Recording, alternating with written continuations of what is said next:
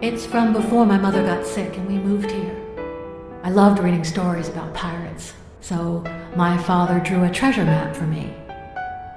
I searched the whole house, one clue at a time. It led me to this enormous tree in the yard where Daddy had put up a tire swing.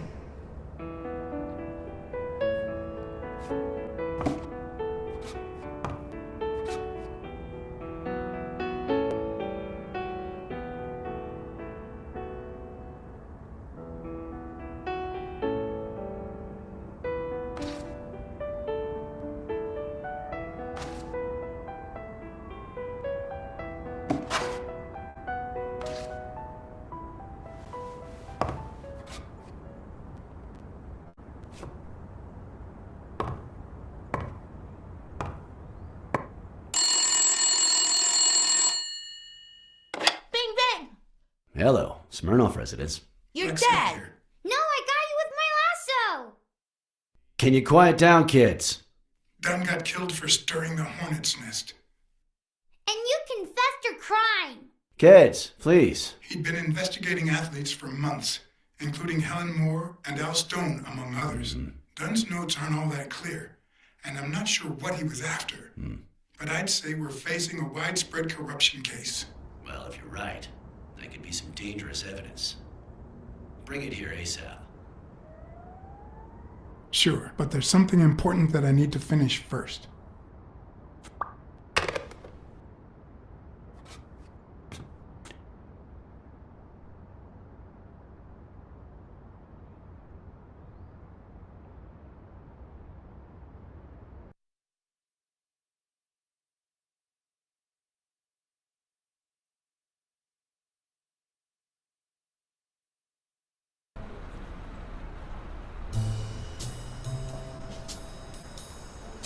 I wanted to follow a certain lead on my own before Smirnoff had the chance to see anything.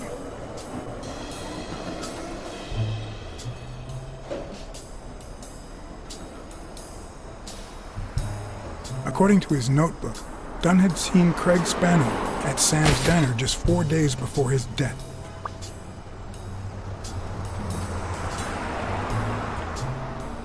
Get out of here, pussy!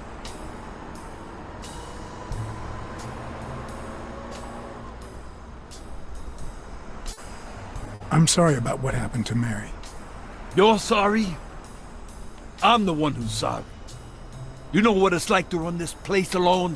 What the hell do you care, anyway? Beat it! It might have been easier to slap the information out of him, but I decided to trust in a universal truth. Everyone is guilty of something. You don't know who I am, right? Don't know and don't care! Come on, spit it out! I'm John H. Blackmore, Public Health Inspector. Oh, yeah, right. There are some real freaks around here, so I have to be firm, you know? Have you eaten? Dinner's on the house.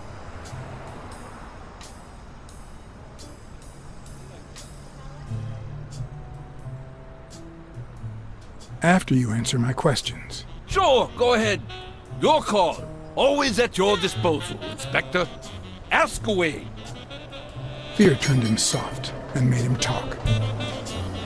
Sure enough, Dunn had been there a few days back with a chimpanzee who matched Spano's description. Apparently, the guy still lived with his father.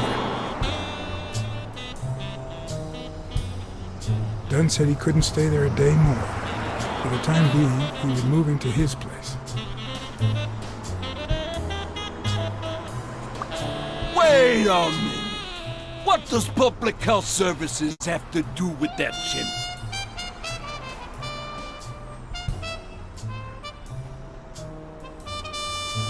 The chimp died of food poisoning, But wait!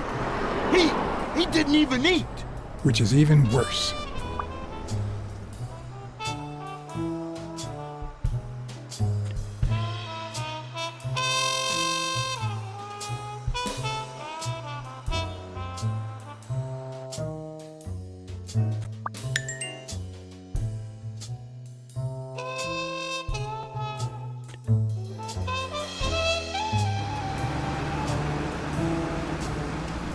Dunn had taken Spano to his place. I wanted to believe that when Randall Lee broke into the apartment, Spano fled to his former address. But where could that be?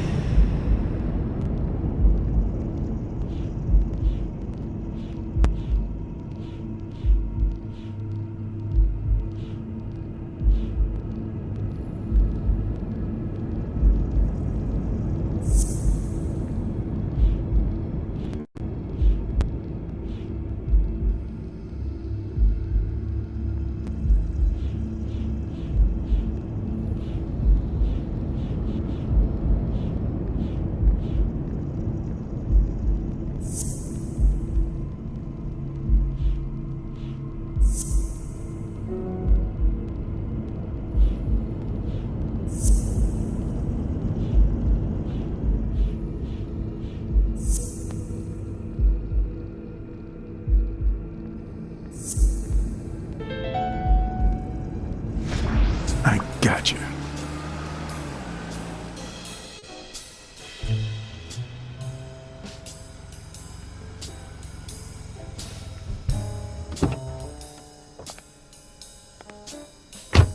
If the living have rich and poor neighborhoods, so do the dead.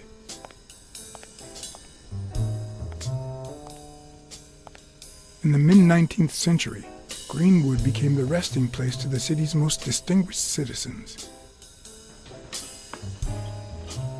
Thinkers, scientists, writers, inventors, artists, businessmen, politicians, police officers, thieves, pimps, and murderers.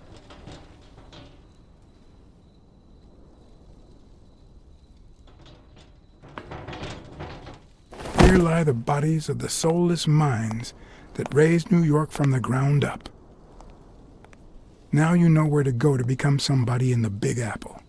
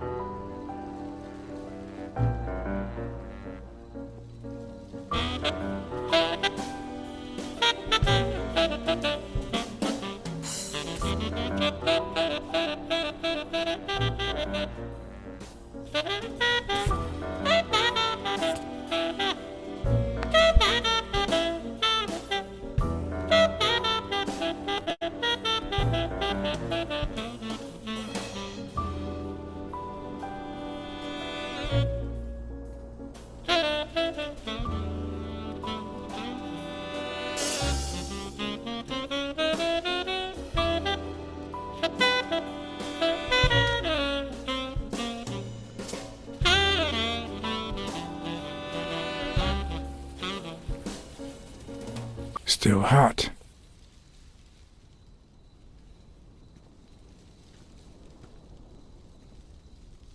If this had been here over 30 minutes, it'd be covered in ants.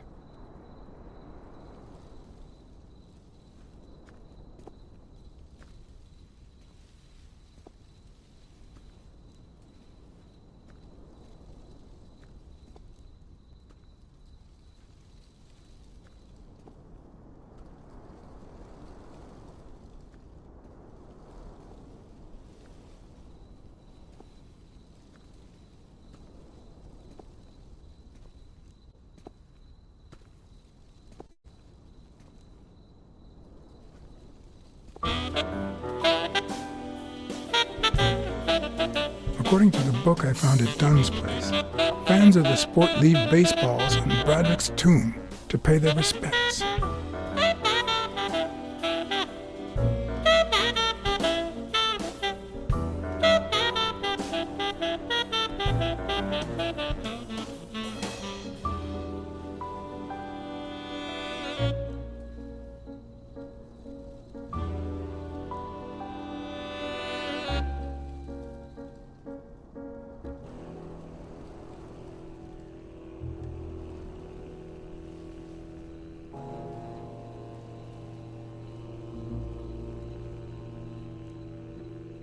It'd be even better with a skull between the bats.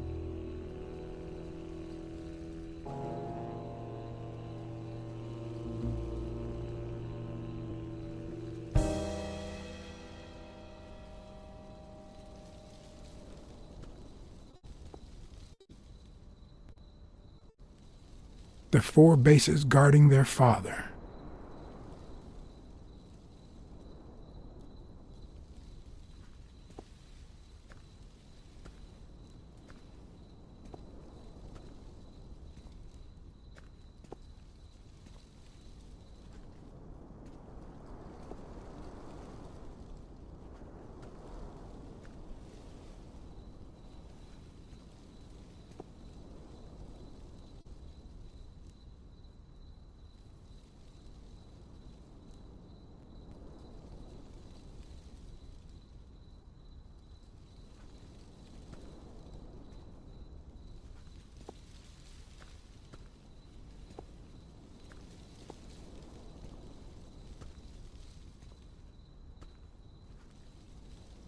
A Celtic cross. Supposedly, the ring keeps the devil at bay by reflecting the sunlight. Really handy at this time of the day.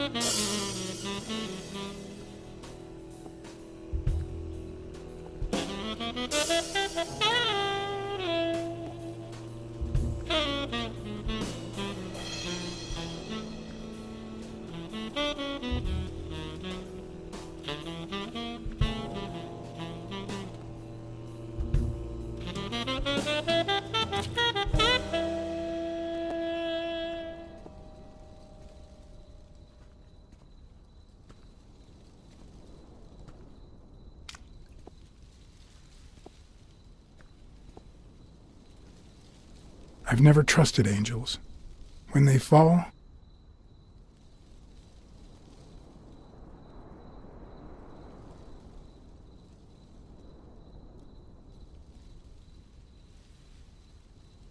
they're devoured by demons.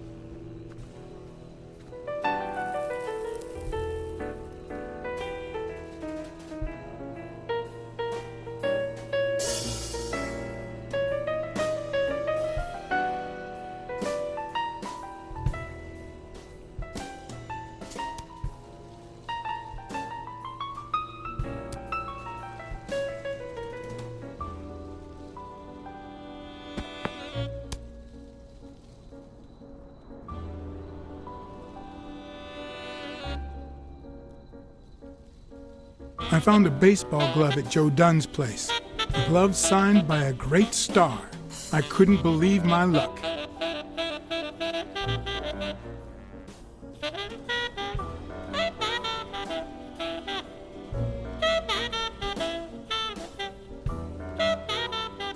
I'm investigating a case of sports corruption. I think a considerable amount of athletes are involved, both current celebrities and former stars.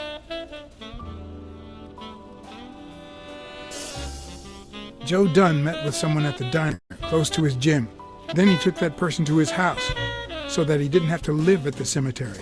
I would have never guessed the person's identity.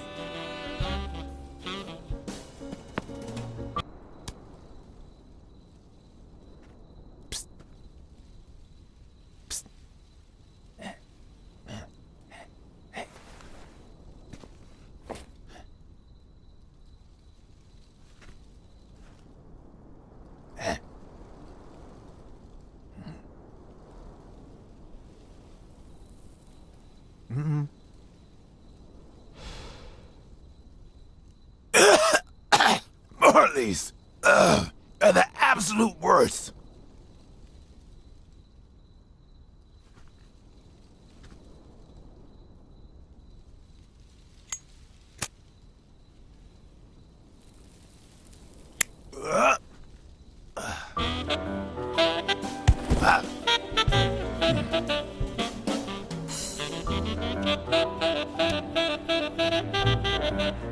Who are you? I'm John BLACKSAD, private investigator. How's Joe? One question at a time. It's my turn.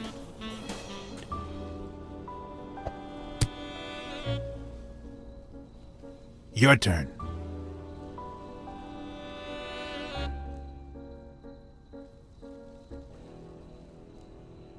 Why did you meet with Joe Dunn? Because he was looking for me. He came here one morning, but I was too embarrassed to come down. Because he left a baseball with his initials on by the tombstone. Sam's Diner, tomorrow, 12:30 a.m. Because he knew they want to kill me. What did he want from you? And who wants to kill you? One question at a time.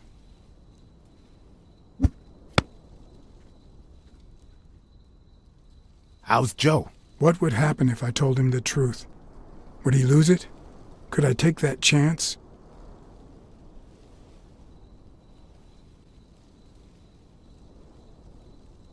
Joe Dunn is dead. Murdered.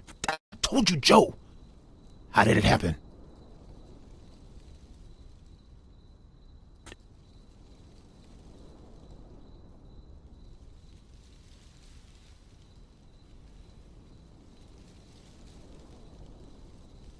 A hitman, but he's dead now. Although whoever hired him still hasn't been punished. My turn.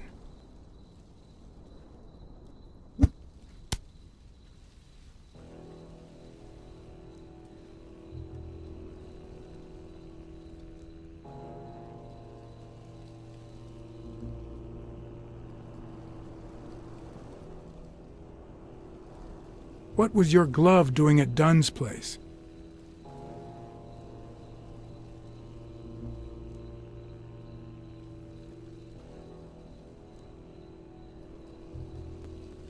Because that's how it happened. I forgot the damn glove when I fled the house, running from the guy who came after me. A guy hired by the man who ruined my life. And so many others. A guy hired by the very same man that Joe is hiding from. Our old friend, the surgeon.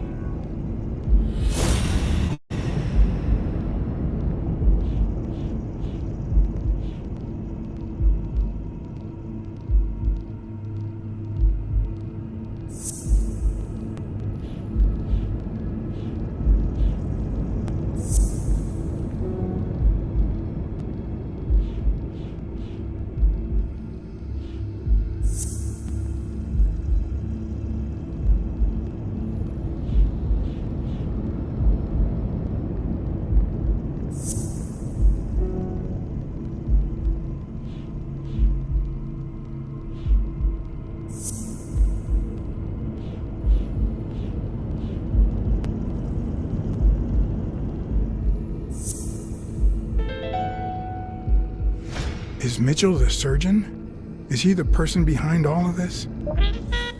That surgeon you mentioned, is he... My turn.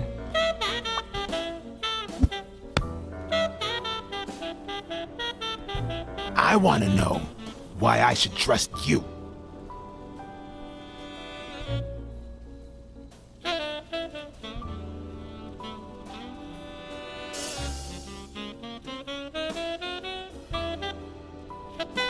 Because I could have killed you by now, but I haven't. It's my turn. That surgeon that you mentioned, is he in this photo I got here? Ow! Hey!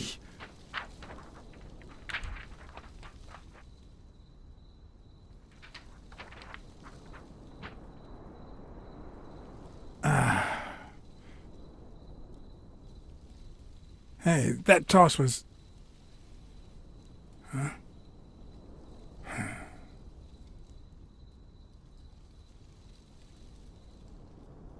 Both my ear and my self-esteem would hurt for days. But at least I had a new lead to follow. The surgeon. The bastard had avoided my scrutiny by passing as a hospital doctor. But now, all of my senses were on guard. No matter how good the disguise, or how well he hid, I would find him.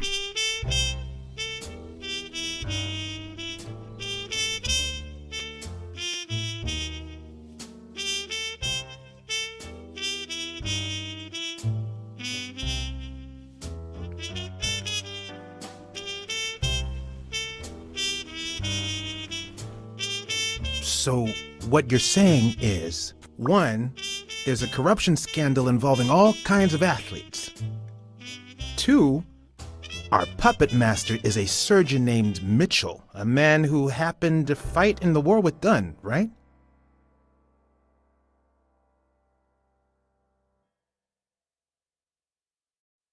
Every lead I've found points to him. Anyway, where was I? Number 3, right? 3. Since Dunn was on his trail, Mitchell hired an anteater to get rid of him.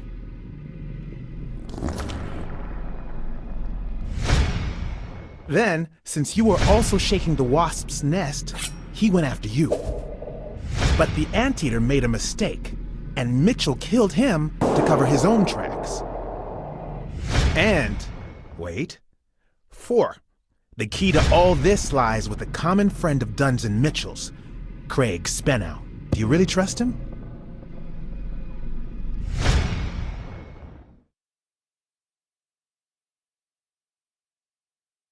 I think he didn't lie to us.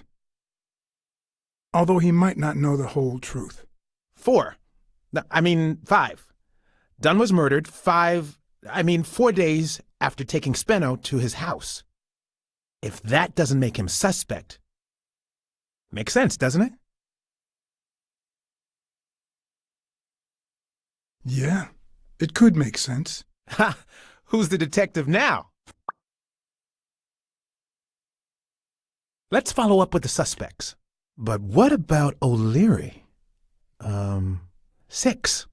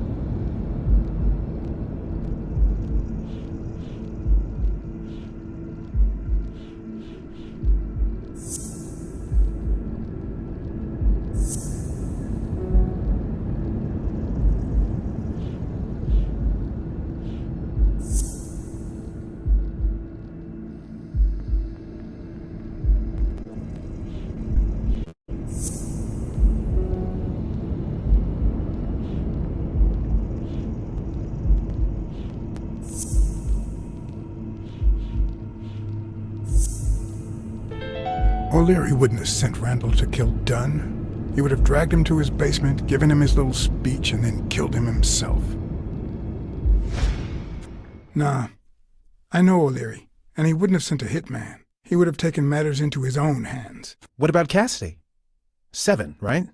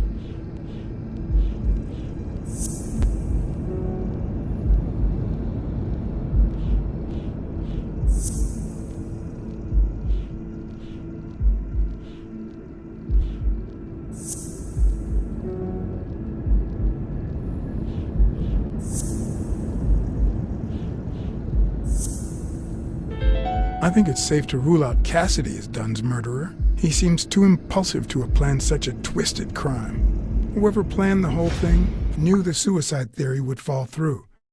So he manipulated the clues to incriminate Yale. Cassidy is too impulsive to pull off such an intricate plan. So you're right. Mitchell is the one pulling the strings. And you know why? Because in novels, the murderer is always someone the detective knows from the beginning. Well, that could be the case in British novels. You know, where everyone in the mansion where the murder took place is a suspect. But this might just be an American whodunit, where the detective doesn't even meet the culprit until the last scene. You mean we still don't know who's pulling the strings? I didn't say that. How did it go with Helen Moore? I didn't get anything. Even though it started out really well, I asked to interview her along with her boyfriend, Al Stone. Since I'm a big shot, they were happy to oblige.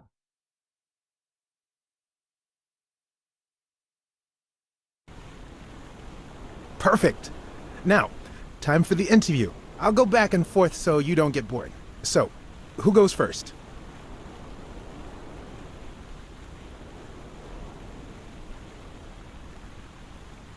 Here's a question for Al.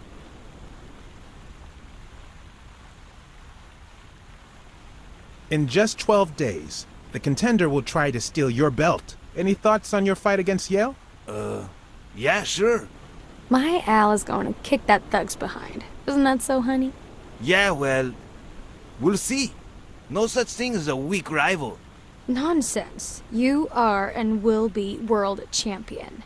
Next question. Okay, now. Here's one for Helen.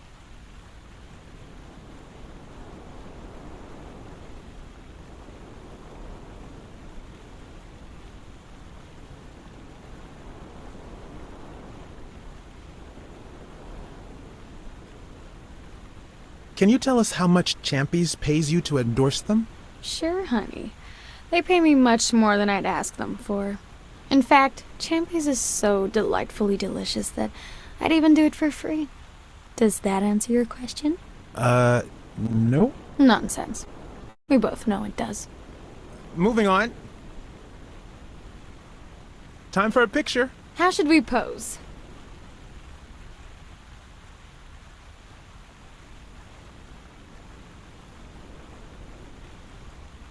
Like this, for example?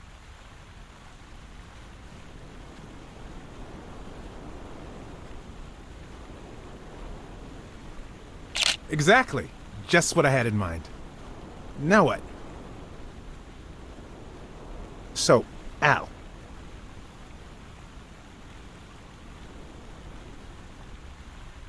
Are you ever jealous about sharing your sweetheart with America? Yeah, Nonsense.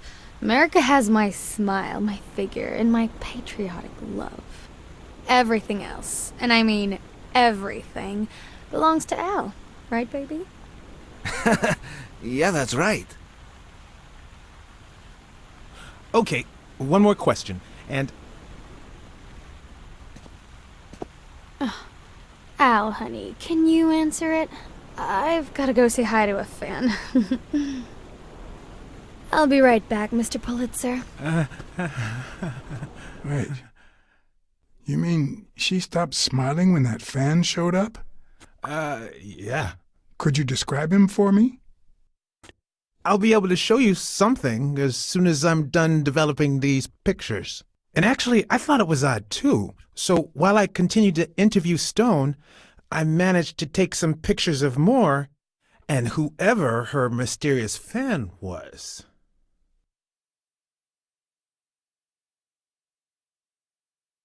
All right, so where were we?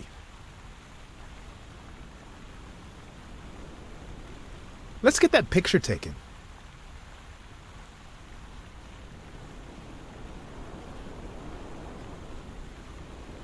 Okay, now raise your head and your arms up like you were celebrating a victory. Like this? Exactly.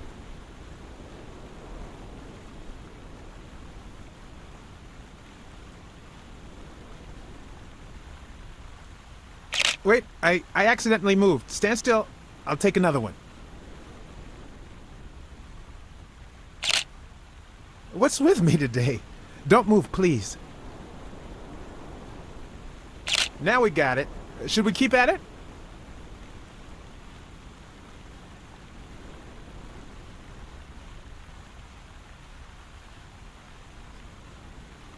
Your manager is Frank Cassidy, president of the Boxing Managers Association of New York. According to him, only boxers working with member managers should be allowed to compete. What do you think about that? Cassidy is a great manager, really. No complaints there. And the work he's putting in as president of the association is really valuable. But, I don't know, maybe in this case, Joe Dunn was right. Wait, no. Could you keep that last comment off the record? You know, on the down low. My lips are sealed.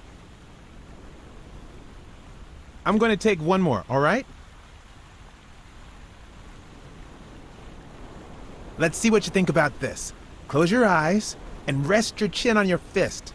The boxing thinker. Like these? Exactly.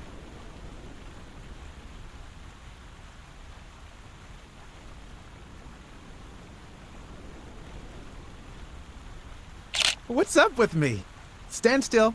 I'll take it again. I can't seem to get it right. Don't move. It's about time. Finally, we're all set.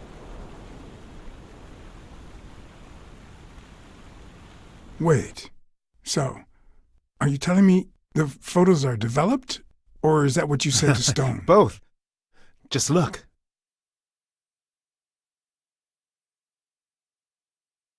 You know, I thought he'd be cocky, but he didn't seem too convinced about beating Yale. It makes sense. O'Leary's rigged the fight. Stone has to lose. Who's that guy? I know he's not a fan. You should have seen her face when she saw him.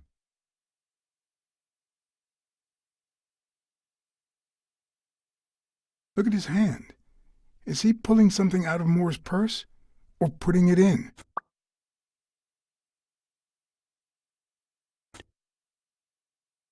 That's a decent picture, but it doesn't tell the truth. Huh? Of course it's the truth. I was there. Stone isn't as strong as he looks, and Moore certainly doesn't need him to lift her up.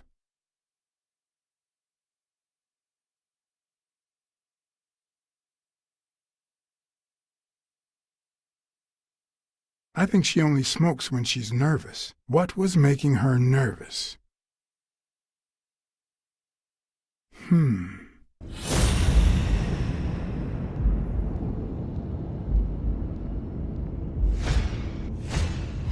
I've seen that matchbox before.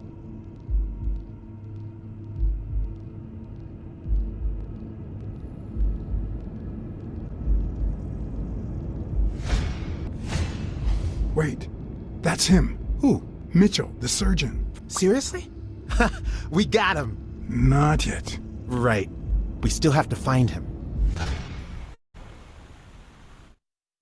Hey, pal. Did you hear what I just said? We need to keep looking at all those pictures. We need a clue that'll take us to Mitchell. Hey, see? There. Just like I was saying.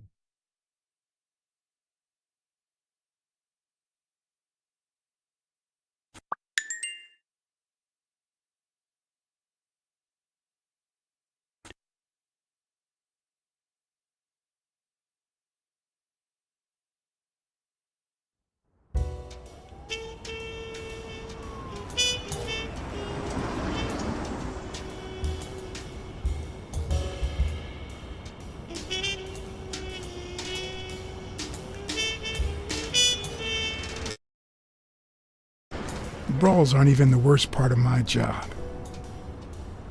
Sure, you may take a beating, but at least you get the chance to defend yourself. But when you're sitting in your car all night, there's no way out.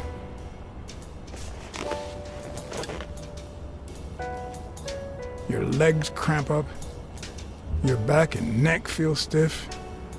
Your entire body aches to be somewhere else. It's boring and repetitive.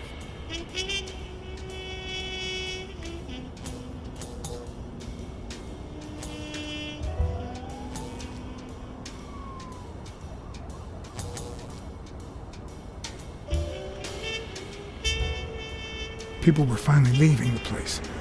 The bar was about to close.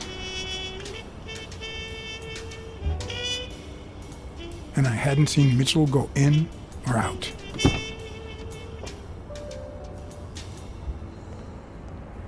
I had no choice.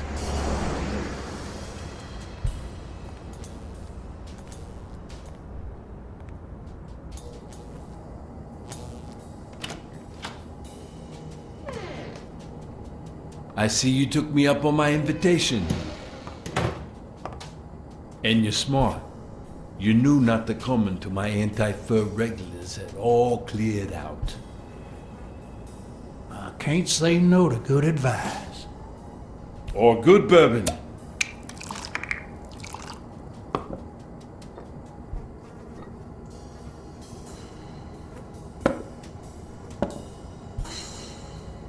Here's looking at you, Mr. What was your name? As far as I knew, La Iguana always stayed neutral. He played poker with Cassidy. But his joint was used as the gambling drop-off for O'Leary's operation. Did it make sense to keep faking it? Or was it too dangerous not to? Farnham. Howard M. Farnham II. That's right. Howard Farnham from Ding Dong, Texas.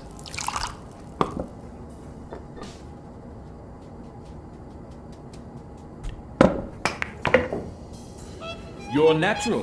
That sure beats your poker game. This here's much easier. No cheating. You barely flinched when Cassidy decided to teach that ego a lesson. What do you want a fella to say?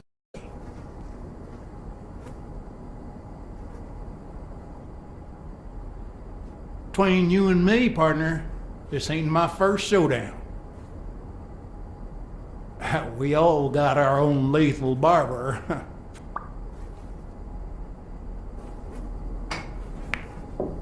Damn it. Well, nobody's perfect. Tell me, what do you really want with Cassidy? I can't say it's clear to me.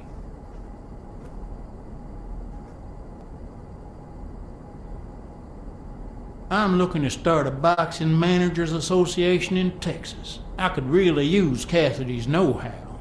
Don't worry about it. I was only curious. So, what about me? What do you want from me? No one comes to La Iguana just to drink and play pool. I'm here looking for a regular of yours, Dr. Angus Mitchell. What for?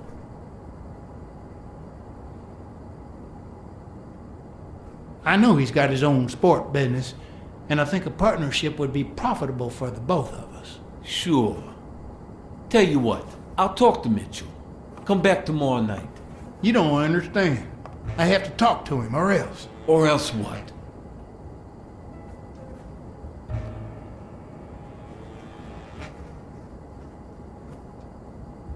I don't think Cassidy would be too happy about the role this here dump plays in old Leary's gambling operation. You follow me?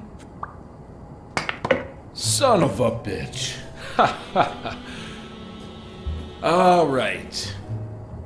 Give me your phone number, and I'll give you a call when Mitchell shows up. No. You're gonna call him right now, and you're gonna give him this message. But when you're sitting in your car all night, there's no way out. Your legs cramp up, your back and neck feel stiff, your entire body aches to be somewhere else. It's boring and repetitive. It's so bad that your thoughts spiral in a never-ending loop, like when you're stuck in your car, on surveillance duty.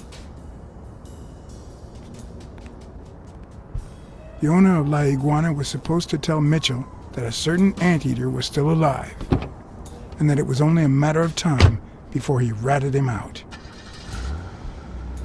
With a bit of luck, that would make him nervous enough to force his hand. Now all I had to do was follow him.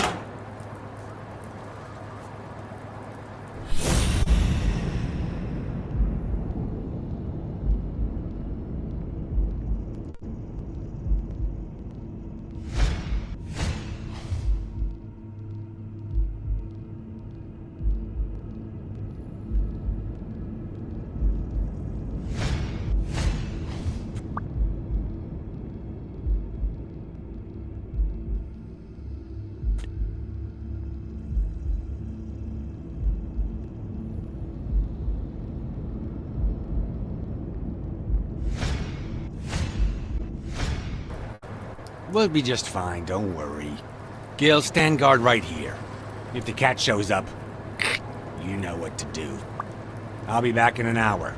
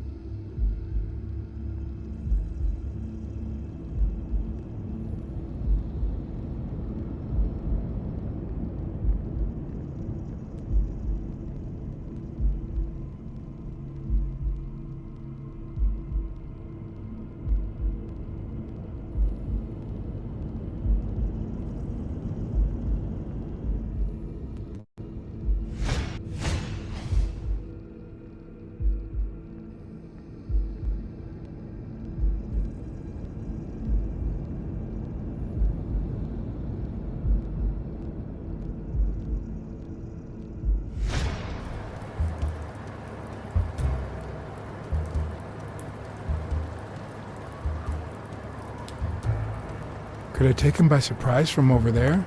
Although I don't know how I'd get there.